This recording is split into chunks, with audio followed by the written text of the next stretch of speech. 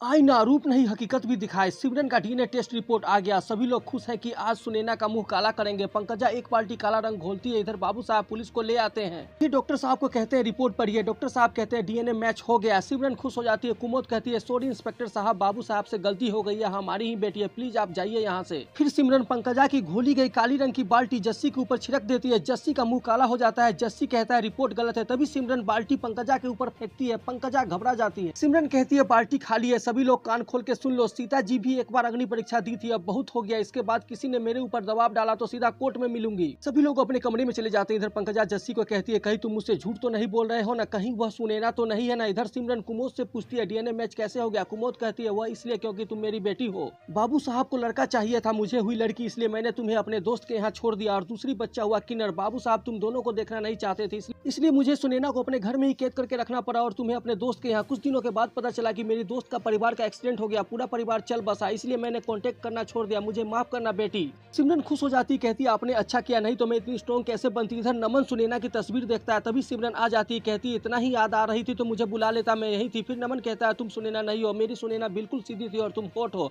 वह ऐसी कपड़े नहीं पहनती थी। थैंक गॉड डीएनए मैच कर गया और मुझे पूरा विश्वास हो गया कि तुम ही सुनैना हो। तभी सिमरन पंकजा के मोबाइल पे वीडियो भेजती है। पंकजा देखकर डर जाती है। तभी सिमरन आती है, कहती है छुटकी जेल जाना चाहती हो। पंकजा कहती है डिलीट कर दो सबूत, नहीं तो मैं तुमसे मोबाइल छीन लूंगी। सुनैना कहती है यह सबूत मेरे पास रहेगी, जेल नहीं जाना चाहती हो तो जैसा मैं कह रही हूँ वैसा करना। पहले उठ बैठ करवाती है, फिर नमन के लिए पकौड़े बनवाती है, फिर चाय बनवाती है। यह सब रुमोला आंटी से देखा नहीं जाता। कहती है तुम राजकुमारी हो, यह सब क्या कर रही हो। पंकजा अपनी माँ को डांटती है, कहती है आपने हमको कुछ नहीं सिखाया, अपनी तरह निठल्ला बना दिया। तभी चाचा जी आ जाते हैं, कहते हैं क्या हुआ पंकजा। तभी गुस्से में पंकजा कहती है आप सिर्फ खाने पीने में रह गए, आपने न माँ पे लगाम लगाई न अपने आप पे। फिर सुनैना पंकजा को कमरे की सफाई करने के लिए कहती है। नमन मना करता है, कहता है इतने नौकर है न। सुनैना कहती है कल को पंकजा अपने ससुराल जाएगी तो क्या कहेगा ससुराल वाले, बड़ी बहन ने कोई काम नहीं सिखाया। तभी रुमोला आंटी आ जाती है। पंकजा रुमोला आंटी को धक्का दे देती है। फिर सुनैना कहती है माँ को सॉरी बोलो। आज का एपिसोड काफी ज्यादा चटपटा था। ऐसे ही और अपडेट के लिए वीडियो को लाइक और चैनल को सब्सक्राइब करें। Thank you.